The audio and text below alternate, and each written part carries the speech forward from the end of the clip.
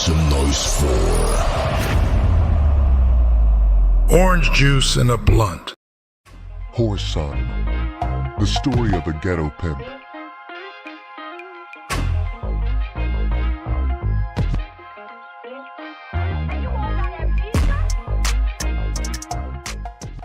Some of the familiar faces.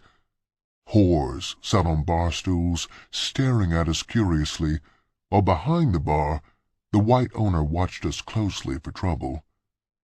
The cracked bar mirror revealed alcohol-flushed faces, waiting in anticipation. I stared coldly at Tony. "The only thing I want you to give me, nigga, is what you got that belongs to me."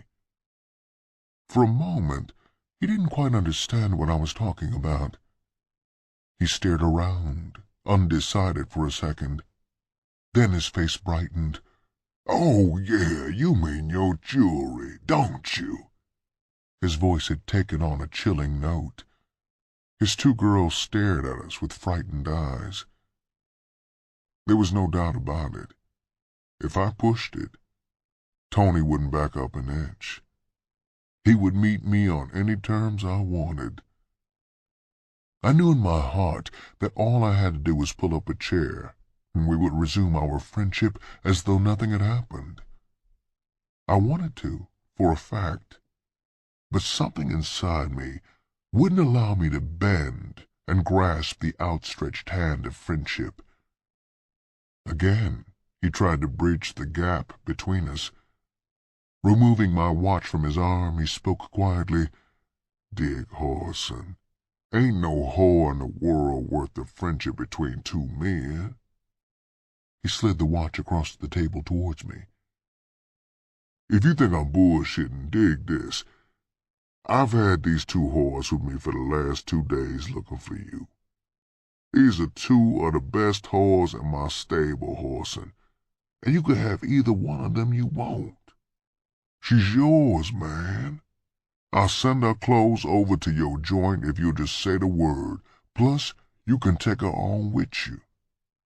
Both women started to complain, but he silenced them immediately. He removed my ring and shoved it across the table at me. I stared at the women. One was a blonde, while the other one had dyed her hair bright red. Both were still in their early 20s. From his point of view, he probably thought he was offering me a damn good substitute for boots. But when I looked at the two pale-faced white girls, I knew that neither one of them could ever take the place of the black queen he had taken from me. I shook my head, rejecting the offer. Even if he had offered boots, I would have turned it down. "What goes around comes around, Tony," I said, slipping my ring on. "I just hope you can recognize gang when it comes your way." He sighed, deep and slowly. My open refusal of his offer had hurt him. One of his white girls, the blonde, had been watching me closely. She gave me the impression that if I had chosen her, she wouldn't have objected to the trade. I turned on my heel and walked away. I hadn't had a woman since I'd been home, and it had been well over 6 years since I'd slept with one, so I didn't want my weakness to show. The women he had offered were very beautiful, not trams. It wasn't hard to believe him when he said they were the best of his stable. My conscience was starting to act up.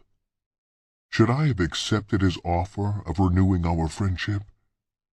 I couldn't see where it benefited me to ruin our relationship, but my pride had been hurt. I meant to repay Tony for what he had done, whether I was right or wrong. Some way, somehow, the day would come when he would experience payback. As I crossed the street, I could hear the sound of high-heeled shoes running behind me. When I got to the car door, she caught up with me.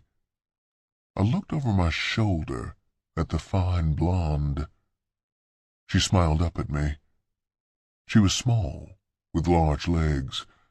Her skin was smooth milky white, with no blemishes. "Hi, honey.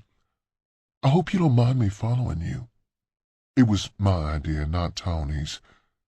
I didn't appreciate the way you rejected me in the damn bar, so I asked Tony if it would be all right if I came out here with you."